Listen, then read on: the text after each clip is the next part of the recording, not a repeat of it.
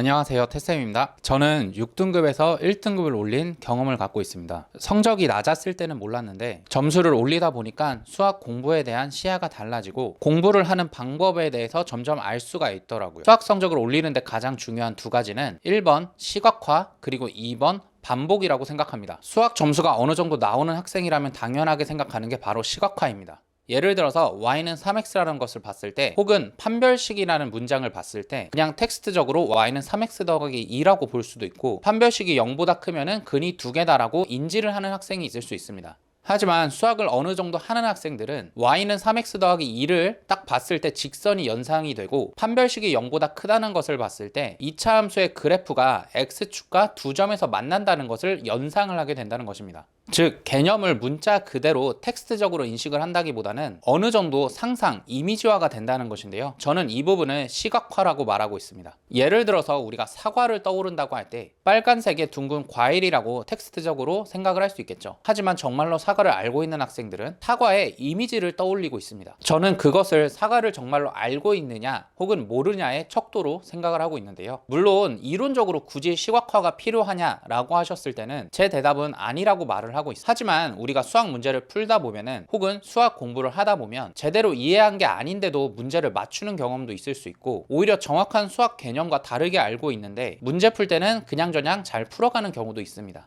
이때 수학을 지도하는 입장에서 아이가 그 개념을 정확하게 이해했는지 문제를 정확하게 이해를 하고 풀었는지가 그 판단이 정말로 중요할 때가 있는데 그때 아이에게 그 문제를 한번 표현해 봐라 했을 때 이 부분을 그래프로 그려보라고 했을 때 아이가 나름 정확하게 그려내거나 설명을 해낸다면 정말로 그 개념에 대해 정확히 알고 있는 것이고 그게 안 된다면 그냥 숫자만 보고 피상적으로 문제를 풀어가는 경우를 느낄 수 있었습니다. 처음에는 아이에게 설명을 해보라고도 했었는데 어느 정도 알고 있는 학생들도 설명을 하기를 주저하는 것 같았어요. 설명 자체가 어렵다기보다는 선생님에게 무언가를 설명한다는 거에 부담감을 느끼는 것 같더라고요. 하지만 그림을 그려보라고 하거나 표현을 해보라고 하면은 부담감은 상당히 줄어들고 정확하게 이해했는지에 대해서 판단을 하기가 용이하다는 것이었죠. 하지만 개념을 어느 정도 정확히 알고 있고 문제에 대한 이해가 잘 되었음에도 불구하고 문제를 잘 풀고 점수를 받는 것은 또 다른 이야기가 될 수 있겠죠. 저는 그 부분의 솔루션이 바로 반복이라고 말하고 있어요. 아니 너무 당연한 게 반복 아닌가요? 라고 반문을 하실 수 있는데 의외로 많은 학생들이 똑같은 문제를 또 풀어보는 거에 대해 거부감을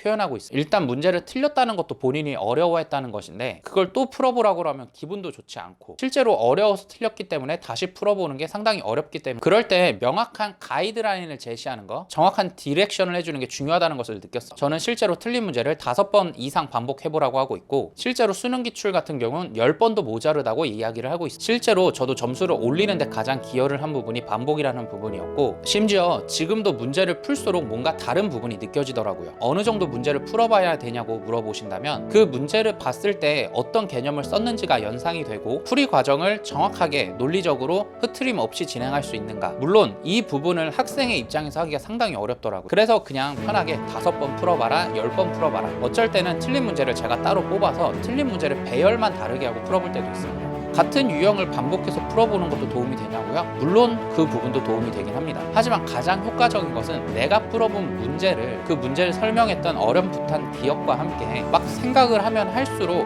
오히려 공부에 대한 실력 상승이 오게 되는 것 같더라고요. 물론 틀린 문제를 반복해서 풀다 보면은 너무나도 문제가 친숙하게 느껴지기 때문에 숫자를 다르게 하거나 같은 유형의 다른 문제를 풀어보기도 합니다. 공부를 잘하는 학생들은 몇 번만 풀어봐도 다른 유형의 접근이 가능하고 성적이 낮았던 학생들은 여러 번 똑같은 문제를 반복하는 게 실제로 더 큰 도움이 되는 것을 느꼈어요. 하지만 같은 문제를 반복시키는 게 정말로 어렵다는 것도 한편 느끼긴 하는데요. 이럴 때는 틀린 문제를 따로 모은 다음에 편집을 해서 주는 것도 한 가지 방법이 될 수 있습니다.